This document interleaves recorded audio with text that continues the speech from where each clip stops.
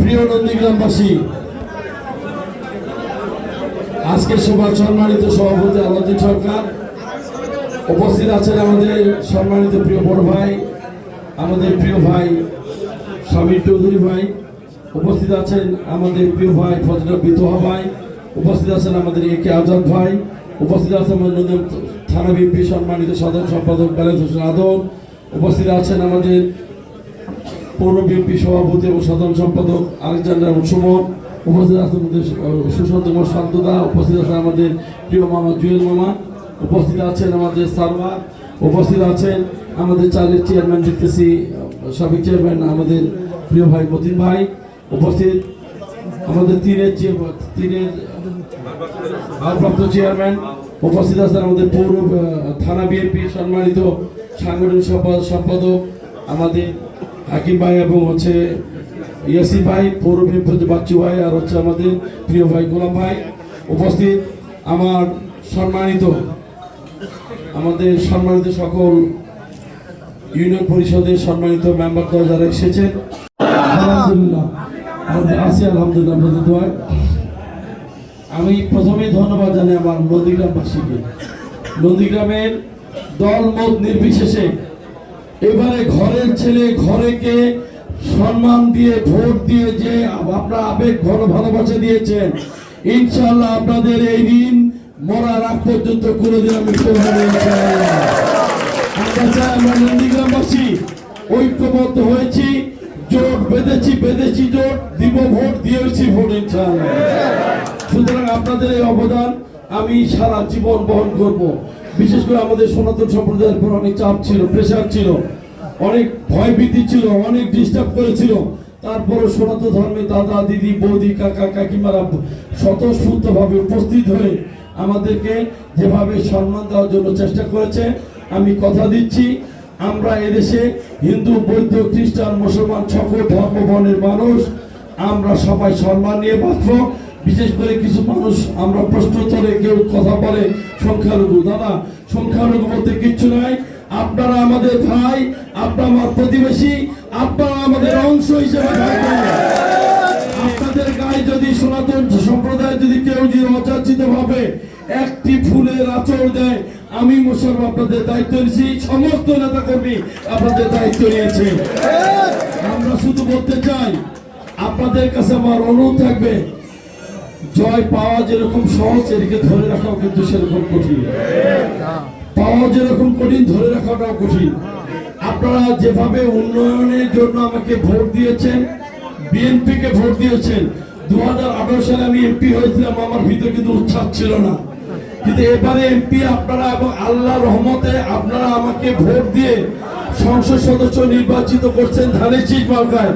এবারে সবচাইতে বেশি খুশি, এমপি হওয়ার চাইতে বেশি খুশি হয়েছে কি কারণে, যে আমাদের প্রিয় শহীদ রাষ্ট্রপতি জিয়াউর রহমানের সন্তান বেগম খালেদা জিয়ার সন্তান, এই বগুড়ার মাটি ও মানুষের নেতা, বগুড়ার সন্তান জনাব তারেক রহমান স্বাধীনতার 54 বছর পরে বগুড়া থেকে এমপি হয়েছেন, তিনি প্রধানমন্ত্রী হবেন বগুড়া থেকে, এটা সবচেয়ে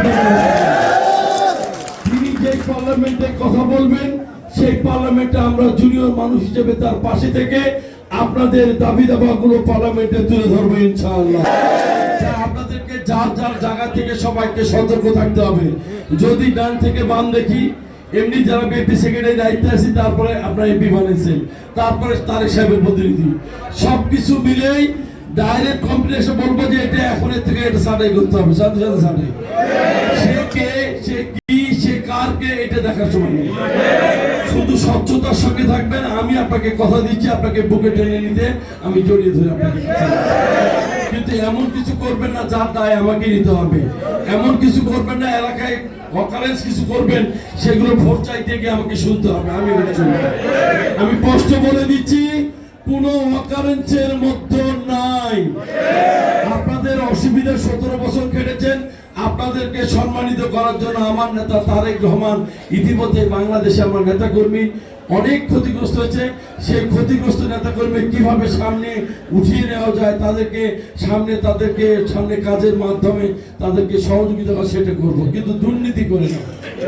দুর্নীতিকে না বলুন, মানুষকে ভালোবাসুন। চক্ষু রাঙ্গালি দিয়ে, পেশি শক্তি দিয়ে মানুষের মন জয় করা যায় না, ভালোবাসা দিয়ে মানুষের মন জয় করতে হবে। এটা মনে রাখতে হবে।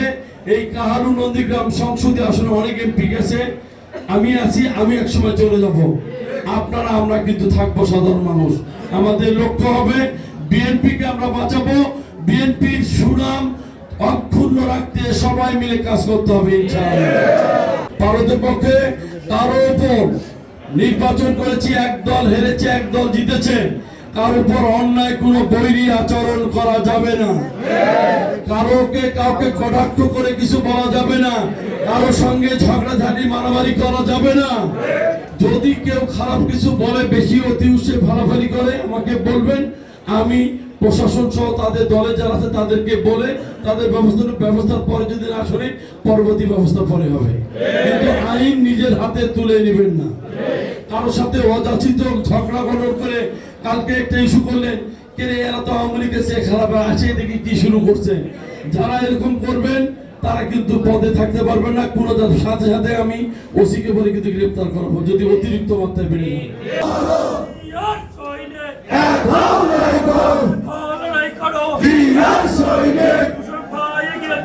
আমরা আছি তোমার সাথে,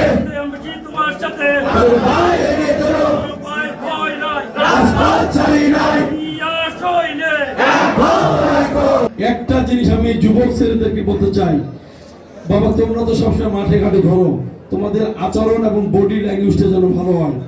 এই হুন্ডা নিজে ফোন করে একটা সম্মানী মানুষের সামনে, মুরব্বী দেখিচ্ছেন না আমি যাচ্ছি, এই ভাব দেখাবা, এই ভাব বন্ধ করবা। এটা আওয়ামী লীগের ভাব। বিএনপির ভাব হচ্ছে আস্তে করে মোটরসাইকেল থামে, গাড়ি থেকে নামে মুরব্বীর সাথে কোলাকুলি করবেন। মুরব্বী ভালো আছেন, আপনি সালাম দেবেন, চা স্টলে বসবেন, ভিতর বাজার বাহির বাজার, মুরব্বী আসবে, আস্তে করে চেয়ারটা ছাড় দিয়ে মুরব্বী বসেন, সালাম দিবেন, তাহলে মুরব্বী বলবেন আরে এত ভালো ছেলে পেলে। এই যে ব্যবহারে বংশের পরিচয়, এটা কিন্তু মনে রাখতে হবে।